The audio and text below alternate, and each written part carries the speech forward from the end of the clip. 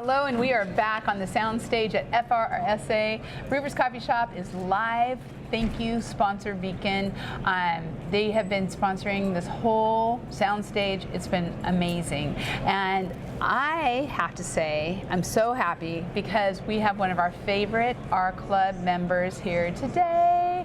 We love all of our R Club members, but Kyle, you're the best. Great to see you. Great the whole to see team's you. here. And Alex the whole made it team's too. here. It's so great. Yeah. So Total Roof Systems, the metal roof experts. Yes. That's all we've been hearing about is metal roofs the last 2 days. All right. So let's start with an introduction. Tell us about your company, and then I want to get into this and talk about it.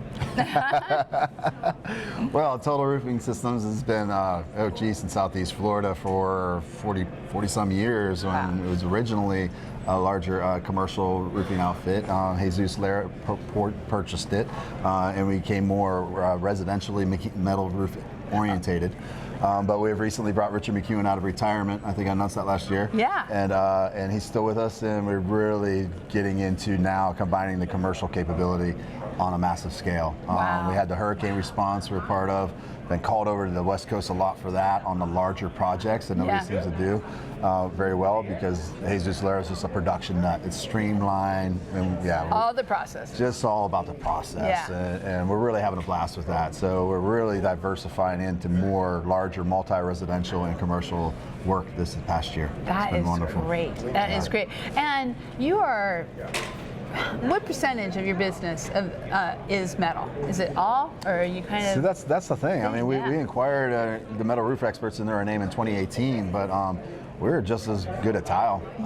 It's anything high-end custom, and that's the thing. When you have the relationship we do between Dynamic Metals and Total Roofing, we look at everything from the manufacturer's point of view. Yeah. So even the tear-off crews are looking about what we're going back with, and is this substrate going to be suitable for that metal environment? It's going to show everything. Right. So we get really good at the metal and the tile as well. There's a $218 million property listed down in West Palm Beach, the most expensive piece of real estate in the country. $218 million. That was a $750,000 high slope tile roof job that Total Roofing did. Holy cow. Yeah. So that because we took the production capability that I'm talking to a large residential project, and we came out on top on that. Oh my gosh, that's awesome. That is so cool. So what are you hearing out here? I know Dynamic Metals just came on to Metal Coffee Shop. We're so excited. Welcome. Finally got them. And we're going to have them on the soundstage here in a little bit. Wonderful. But you're working really closely with them. You did some amazing stuff with the Tedlar product on the coastline.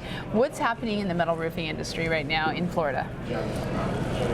In the metals as a whole. Wow. Trending. Where is it? Well, the biggest complaint or the holdup has been insurance, and they only give 20 years on roof systems. And I think we got that stretched out. Our governor's got that pretty well squashed, at least the 30 years right now for the metal. Good. So that's what I tell clientele is if you're holding back from that, just think about the protection of your own assets within the building, the things that insurance cannot replace. Think about the value of what's inside your building and what you really want to put on top. Let us figure the rest of that out in Tallahassee. We've got it already extended 10 years. Give us another 10 years to get it another 10 years. So don't make that decision today based on insurance. Right. Insurance is always going to find a way to get you. Yeah. So just roll with the punches. Trust the guys that why this trend is happening is because it's the best roof system if the details are done correctly, if the correct underlayments are being done. And I would think that's where the biggest part of the difference is, the apples and oranges is coming in, is in the details in metal roofing and what underlayments you're here to use. That's why we got a lot of questions for a lot of these people here at this conference. Right. Why should we use yours and what have you? We have all this experience with these certain products. Yeah. What are you doing differently? Yeah. And there's a lot of metal companies out there. Yeah. I mean, so there's getting more and more of a demand for it, a lot more competition. It's getting difficult for people to set their size apart and set their ways apart. So it's really becoming much more of a relationship orientation more than just the product itself. Yeah, absolutely. I've seen it being out there. I've talked to a lot of the metal companies, and it is pretty. I'm kind of amazed at the growth that I've seen. It happened. I've been coming to FRSA, Kyle, 30 years, and when I see the amount of metal, it's always been a strong metal market, but it's just exponentially feels like it's been growing. Yeah. And new companies. I mean, we were talking to a bunch of them out there. Yeah, and it just popped in my head because it always does when we talk. Yeah. Just another forefront of that, I think, too, is finally I think solar's starting to come around. They're starting to learn their lumps. They learned their lessons. They came out, they promised everything in the world and then some to everybody. Yeah. And they didn't prove that. So now we're strategically planning and co-partnering. We did a podcast on that on Ask a Roofer with Megan on the importance of partnering contractors in the solar with the roofing world and bringing them together. Yes. I want to talk to you about roofing, about impact windows and doors now, because now we're starting to look at full energy packages. I love it. Hey, if you're going to get PACE financing or you're going to take advantage of this finance opportunity, whatever's latest in market that solar is providing, rebates on doors and windows, tax rebates, that all these incentives come in play, they can all help you pay for your roof. Right, so if you do it all one go. lump sum, what's that look like? But then you don't go all through 5 different roofers and 20 different solar guys and 6 different window guys and then try to throw it all together. No. You have to Pick really look at one. it. Yeah, so that's what I'm starting to focus on right now. Oh, I love it. Yeah, it's really cool. interesting. Yeah. Even starting to look at like a national provider that's on the storm response level, and incorporating, okay, let's prep your whole process and your organization around your portfolio on what happens when a storm comes. How are we going to manage that ahead of time, rather than wait for everything to happen and then respond? Well, I was going to say, we can't be in Florida without talking about hurricanes. And you have done so much to help your clients prepare for storms and also then reacting. And we were talking about actually having to go in and fix some stuff. Yeah. Oh, yeah. Now that Dynamic Metals has another location over in Fort Myers, and we were already doing some large multi-residential projects, so commercial projects over there and government projects. A lot of the smaller projects are they've got through the insurance claim process, out of state contractors that come into a high wind velocity area, and West Coast compared to the East Coast is actually lower standards.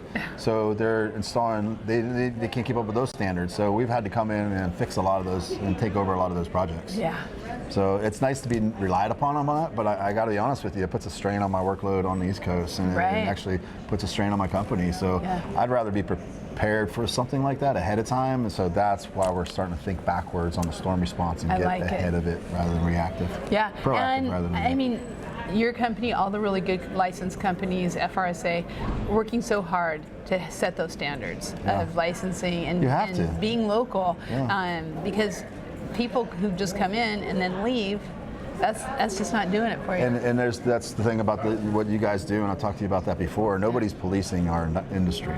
Yeah. And everybody here at this, they get fly-by-night people coming in here, swooping in, whatever. And it takes integrity, and we have to police each other, and we have to educate each other, and you guys have been such an important part of that. Thanks. Thank you for all you do.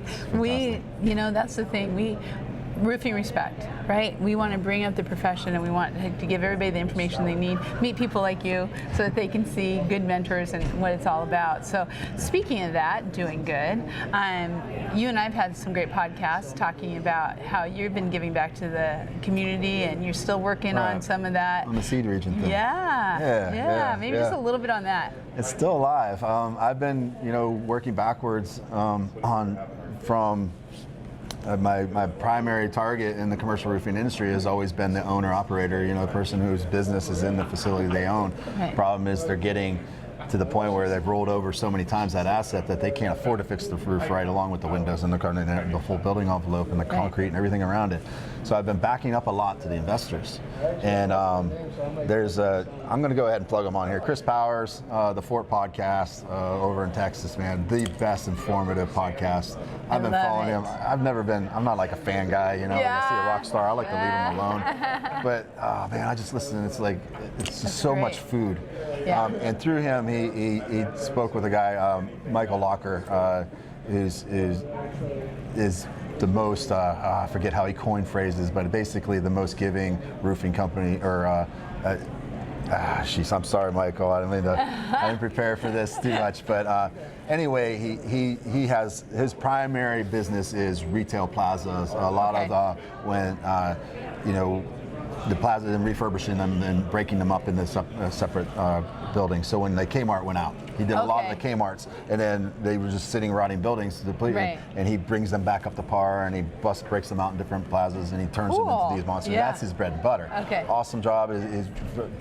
But he has this whole separate company that is, he customizes old churches and historical buildings and turns them into hotels. And 100% of the proceeds and the profits from that go toward anything local in that area as a nonprofit, as a gift, and give back to society. And that's just goosebumps. You know, because that's all I've been trying to do with Seed Region, and also build the future workforce of our companies, as manufacturers and installers and contractors, everybody, just drive the workforce development. And here's this guy doing that. So I called him, and I was like, how are you finding these opportunities, these buildings, or the people that are going to work with you in this regard? And he, you know, he's a man of God, so fellow man of God. He referred me back to my ministry, and I forgot I talked to my church about it 2 years ago. And their feedback was, well, it's a good dream, Kyle. Good luck with that. It's been your dream for a long time. I'm like, you know what? It's not a dream. No, this isn't a dream. There's people like him out there doing it. You know, and that's another one. Chris had another guy on his podcast, and I commented on LinkedIn on, I forget the interviewee at the time, but this is the food brain, the brain food that you're putting out there, Chris. Just keep it up. Keep up the good work. I love it. And he just reminded you can just do whatever you want. You can do whatever you want. There's nobody policing our industry. So if we say we want to find this building, find out who owns it, let's find out who knows who to get in on this building and make some use of it. And let's turn it into a collaborative manufacturing space where we can teach kids out of these deprived neighborhoods how to develop a skill. And then put it to work right into an entrepreneurial business. And the proceeds from that will go back to revitalize that surrounding community. So he really supported it. He just encouraged me to keep on plugging away the best I can. And the way I'm doing that now is just saying, I'm just going to do it myself. So I'm diversifying my portfolio. I'm bringing in windows and doors and foundation improvements, all the things that go in line with commercial roofing that I see happen because of the roof system. I'm teaming up with providers and contractors that do that solve those solutions for my customer. And so I can make more money, not for me, not for my family, but to support my mission. And that's to give back. Well, I tell you what, I know there's a lot of people listening to this. This is something that can happen. Sorry, you got me choked up.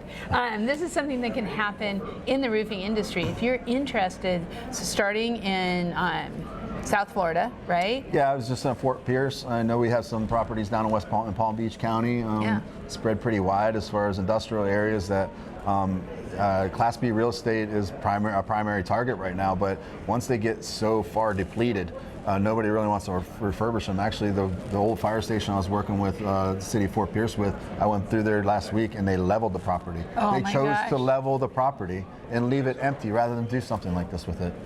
And I was like, if you would have just told me I had that space and just let me do something with it, I will raise the money to refurbish that asset. You know, we will bring it back to life for this purpose, because it's not just one investor doing it, it's a community coming in behind it. So that's what we're looking for. These buildings are just sitting there rotting in this neighborhood with intellectual property and children and young adults that don't have an opportunity to go anywhere else. They don't have skilled trades in their schools. They have no idea where they're going after high school. Let's put it right in their lap. Get them in roofing. Get them in the roofing and plumbing, and electrical, solar, manufacturing. We need it all. They just need a spark. They just need a vision. And like you can put it in their lap. I love it. If you're listening to this and you want to get involved, this man will connect you. And we've been trying to put that message out for you. I appreciate that. Yes, we are like, this is I send that awesome. link every time I can. I know. I love it. Thank you. So awesome.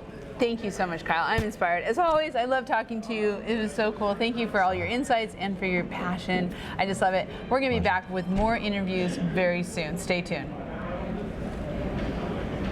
Yay!